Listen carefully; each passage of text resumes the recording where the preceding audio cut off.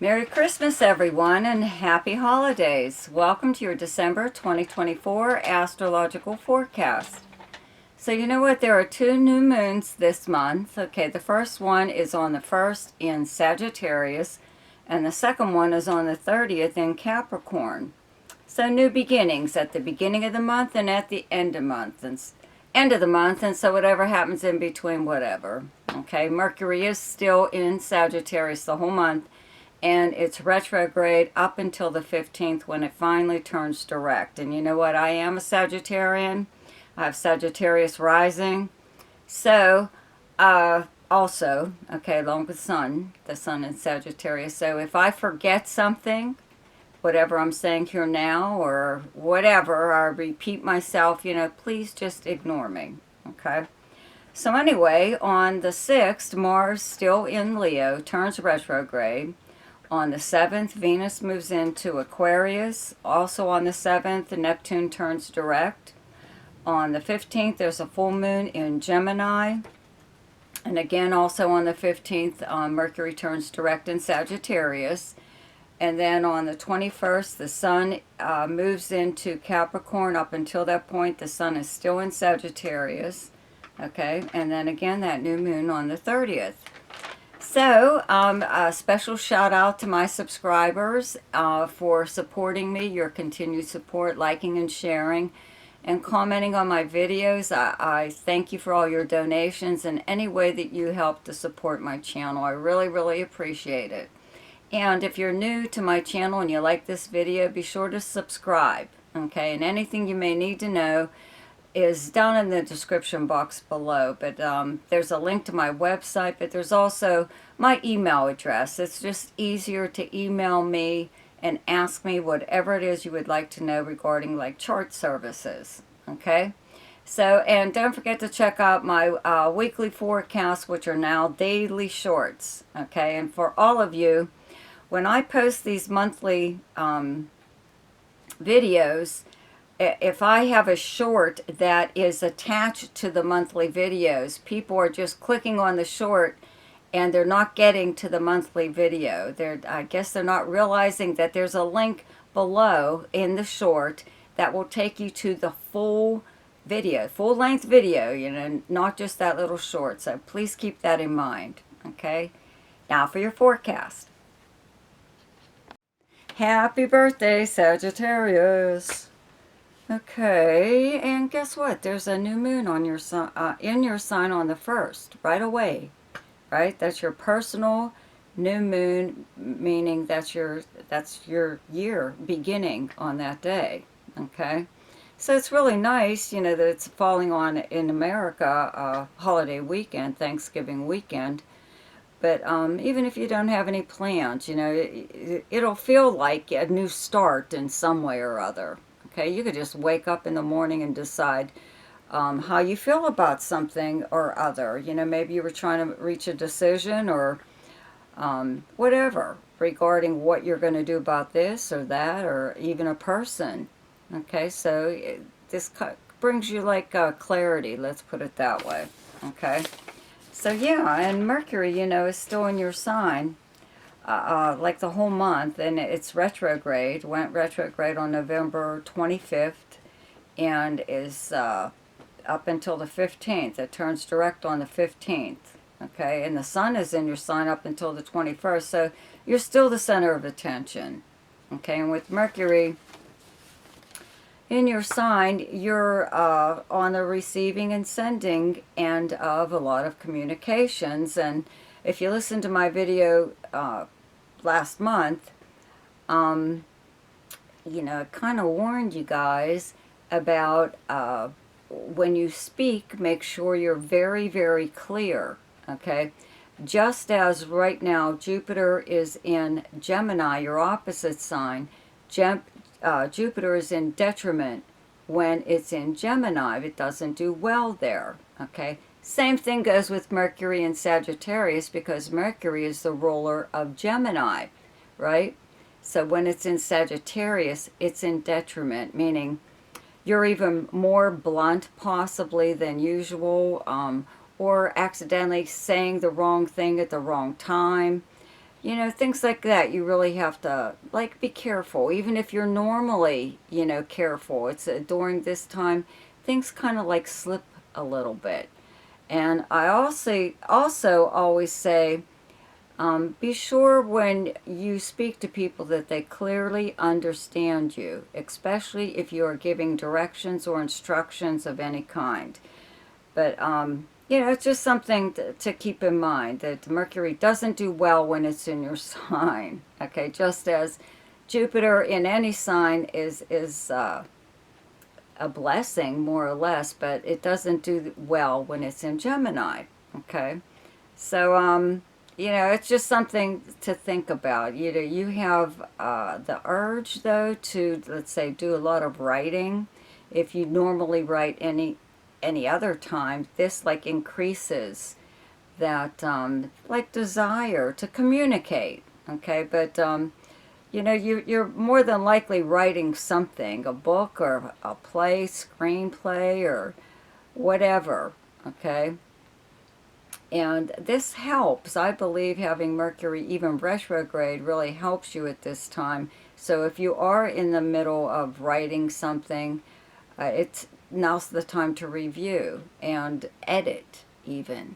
Okay.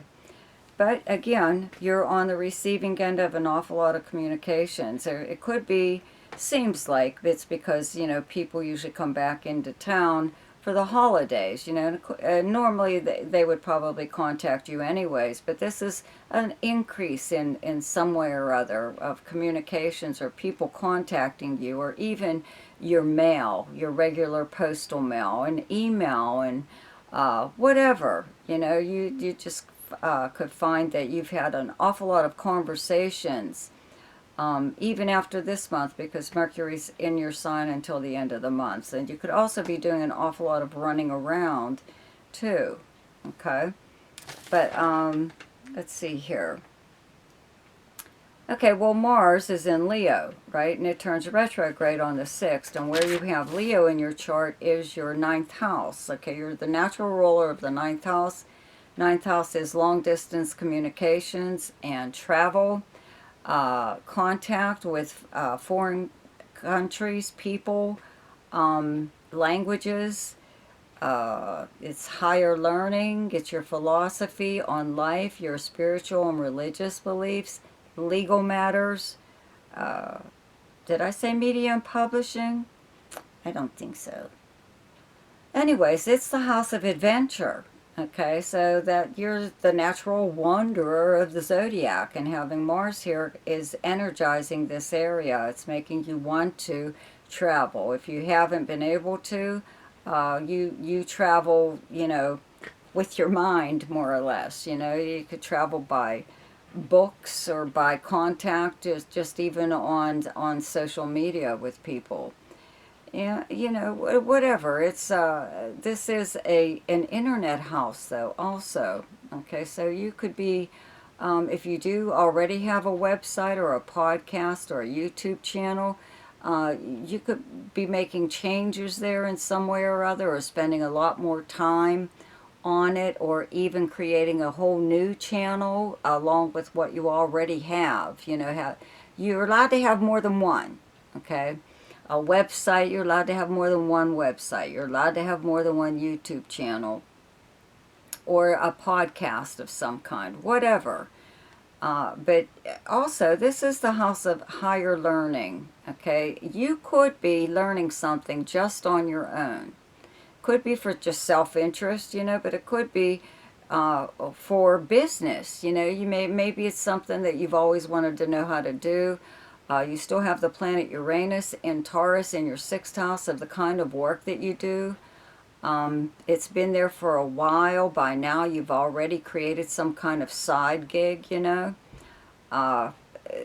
or a job that you would like to be your main source of income, even if you're retired. Okay, having Uranus in the 6th house brings out the desire to, you know, well, for a lot of things, but it is the house of work. And having Taurus on the 6th house, they're the big workers of the zodiac. They really are. The earth signs mainly, but Taurus people, I swear, they never miss a day of work. anyways,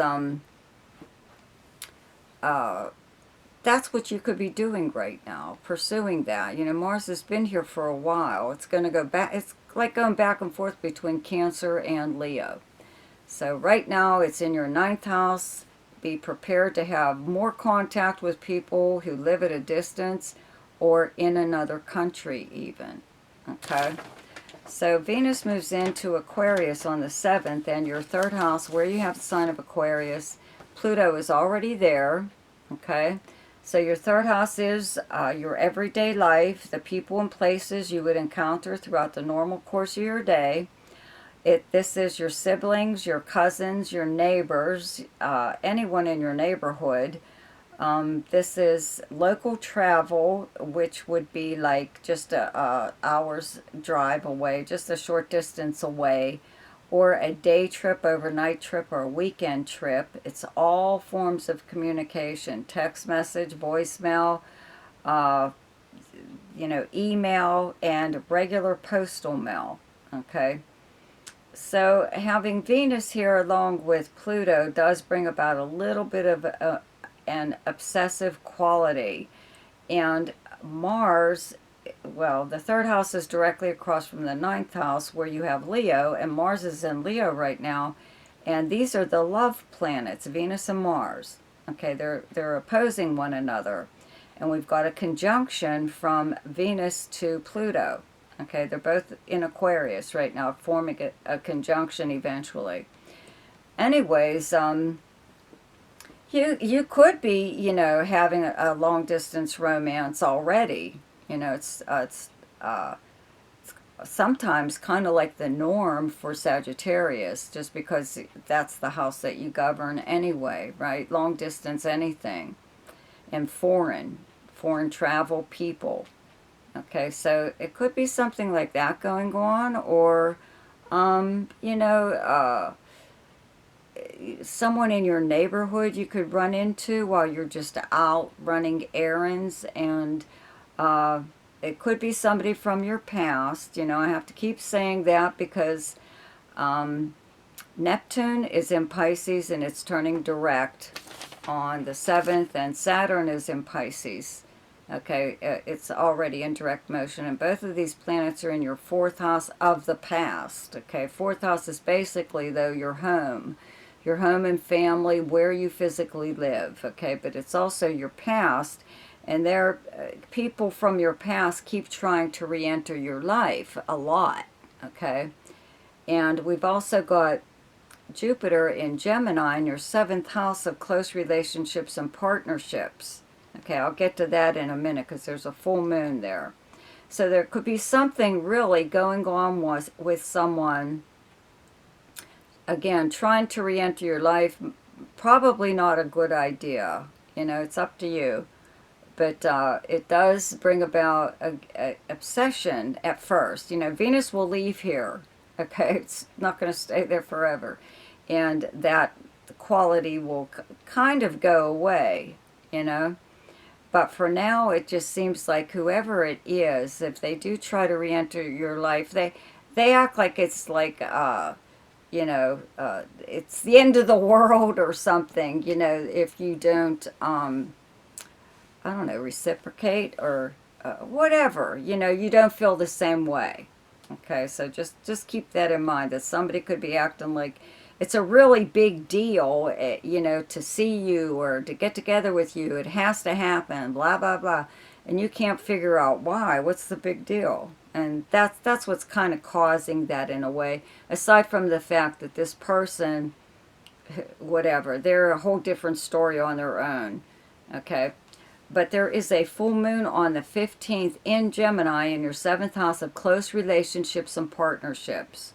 Okay, whether they're business, romantic, or friendship, it's also the house of arrangements and agreements.